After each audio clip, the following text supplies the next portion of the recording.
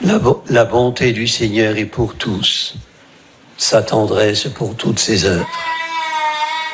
Frères et sœurs, l'exaltation de la tendresse et de l'amour de Dieu revient fréquemment dans les psaumes. Comme le dit magnifiquement l'antienne chantée durant le rite du lavement des pieds lors de la messe du jeudi saint, Ubi caritas et amor Deus ibi est. Là où est la bonté et l'amour, là est Dieu. Jamais du côté des bourreaux, toujours auprès des victimes. Frères et sœurs, Dieu est bon, même quand il affronte le mal.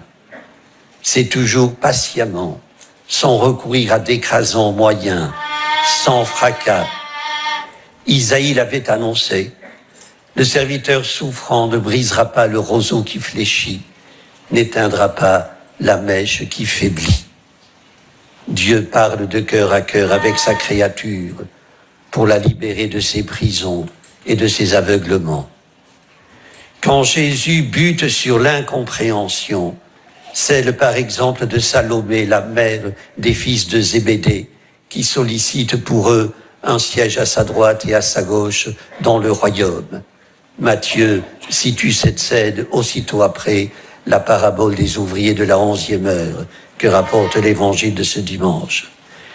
Quand Jésus bute sur l'incompréhension, il dissipe lumineusement tout malentendu. Salomé pense en termes de gloire, Jésus répond en montrant la croix. Là où elle ne voit que puissance, il en appelle au don de soi. Frères et sœurs, dans le royaume, il n'est plus question de mérite ni de récompense, mais de gratuité de l'amour. Un amour, une bonté sans limite. Pour nous, quelle gageure!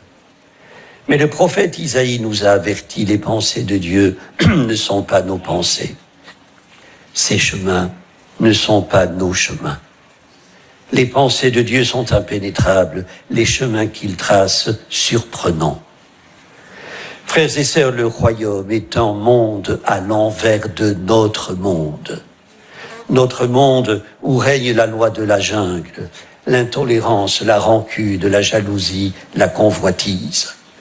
La parabole des ouvriers de la 11e heure nous laisse interdit que le dernier engagé reçoive le même salaire que le premier ou le second ou le troisième ou le quatrième avec qui le maître s'est mis d'accord passe notre entendement, se heurte au code du travail brandi par le premier syndicaliste ou ayant droit venu.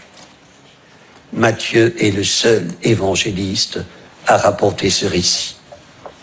Déroutant, il est vrai, pour qui s'emmure dans un cadre social revendicatif, axé sur la défense des droits des salariés, lutte contre le chômage et pour une meilleure justice dans le monde. Comment, dans ce cadre, entendre la sentence « les derniers seront premiers » et les premiers seront derniers. Un prêtre ouvrier, membre de la Mission de France, rapporte que dans les années 80, alors qu'il travaillait en usine, il s'était vu bien embarrassé pour commenter cette parabole qu'il trouvait en porte-à-faux avec des principes élémentaires de justice sociale.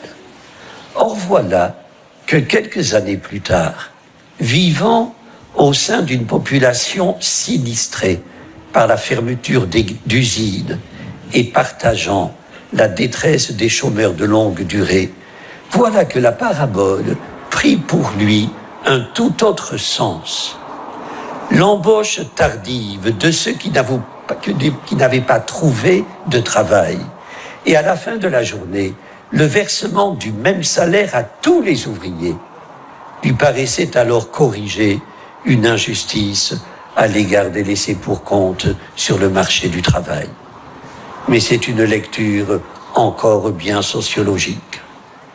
Frères et sœurs, le texte de Matthieu, une parabole, ne l'oublions pas, qui s'inscrit dans les nombreuses comparaisons faites par Jésus pour donner à entendre à ses disciples ce qu'est le royaume.